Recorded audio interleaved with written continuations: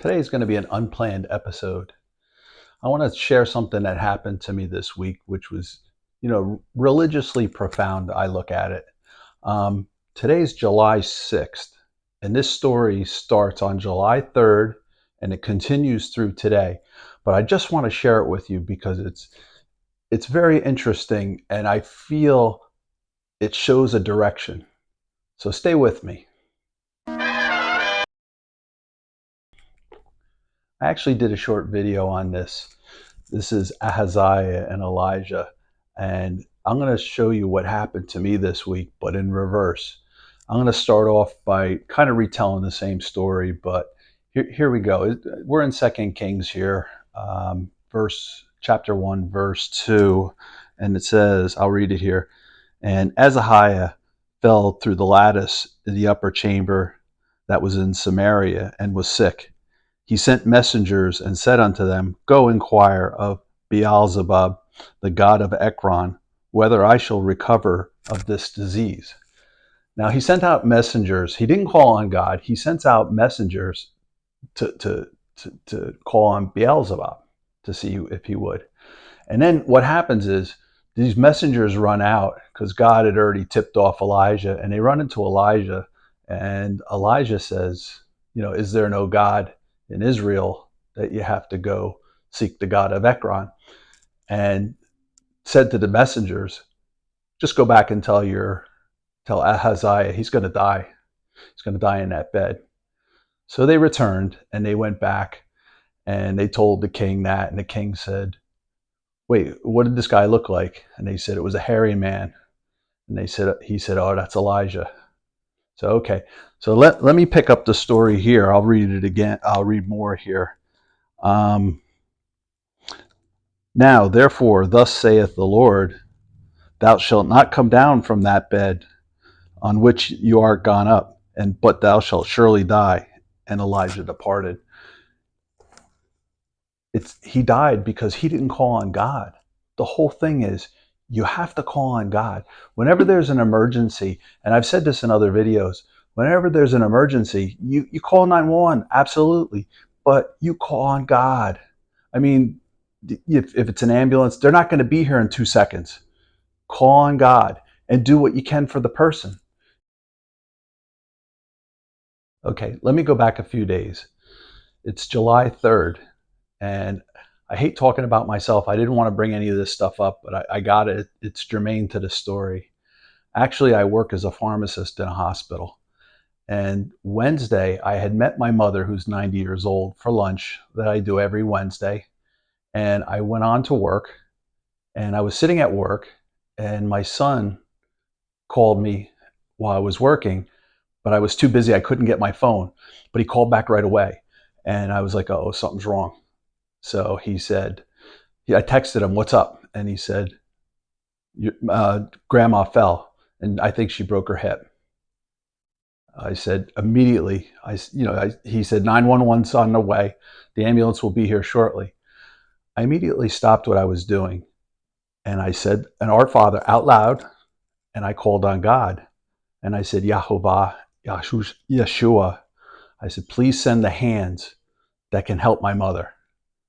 So, like I said, they're going to bring her to my hospital. So I'm watching on my computer. I can see, who comes into the ER. So I waited. And when she came into the ER, I waited a little longer because I knew she had a gash. She hit her head on her way down. And I don't want to get down there and get in the middle of everybody working. So I gave it a little while, maybe a half hour, 45 minutes. And I went down, and indeed she did break her hip, and they were doing an x-ray. So after that, I went back to my job because I can't stay down there very long. And at dinner time around 6 o'clock, I went upstairs to talk to her because she was now in her room. And she said she was in excruciating pain. And I witnessed the nurse give her morphine and stuff. It didn't touch the pain. And then when my shift ended at 10 o'clock, I went back to see her, and she was in severe pain. And they gave her morphine and some other stuff that was a little stronger, but it wasn't touching the pain. So always when I drive home at night, I always turn off the radio, and I pray out loud. I don't pray in my head. I pray out loud. So I called on God again. I said the Our Father. I called on God, and I said, God, please send the hands that can ease her pain. You know, and just to backtrack a little bit, I had seen that they had already consulted an orthopedic surgeon, so I knew in the morning that they're going to prep her for surgery, and she'll probably go in the late afternoon or something like that. So I went to work a little early, and they had told me that in the OR had called for me. So I went down, and my mother was already out of surgery. She was in the recovery room. She was unconscious. So I went back, waited.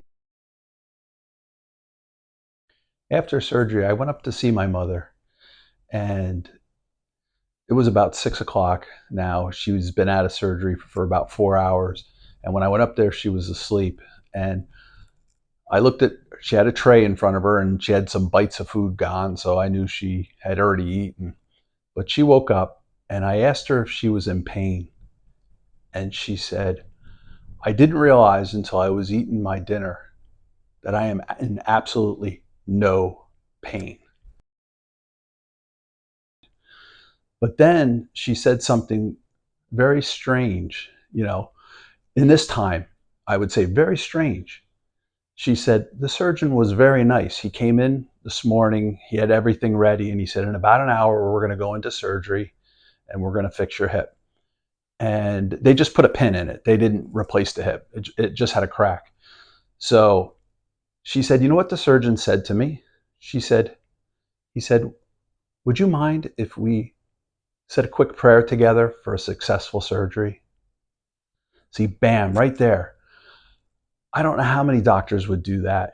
I don't know. But see, calling on God, that's what does this stuff.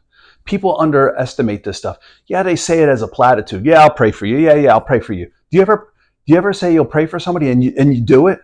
I do. I pray for people that I see, names of people that I see in the ER that come in and crashes. I pray for them on the way home.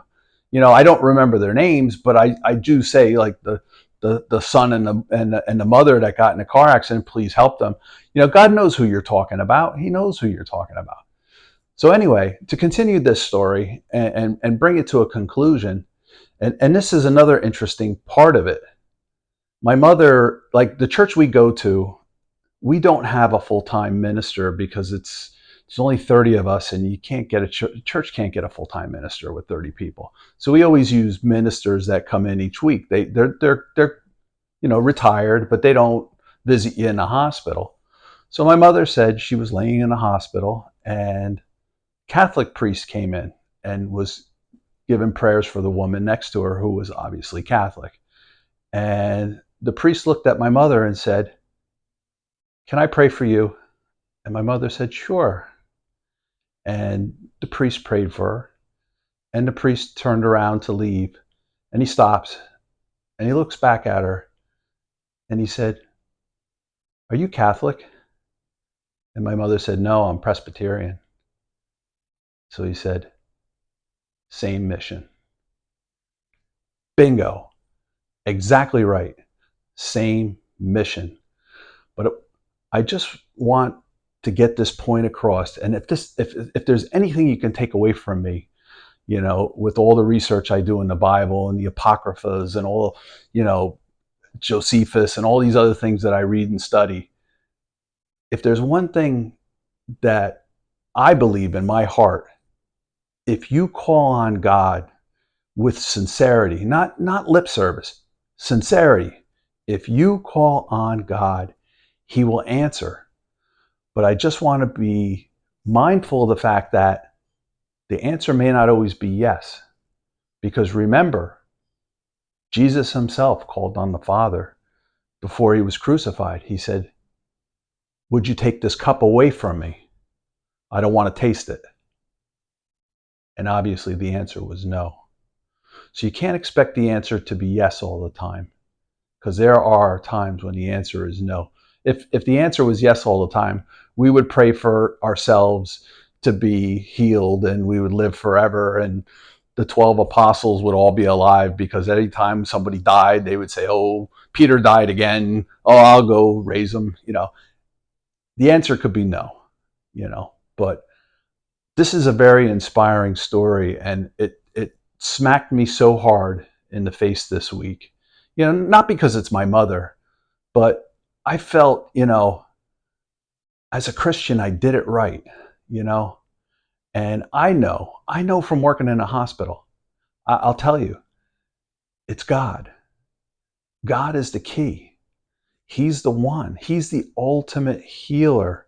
You could take two different patients with the same exact cancer. One will live, one will die. Like God, like Jesus said, there'll be two people at a millstone. One will be taken, one won't. You don't know the answer to this, but still, you have to call on God. And I think that's going to be, this is more of a message than my normal Bible study type stuff. But thanks for listening.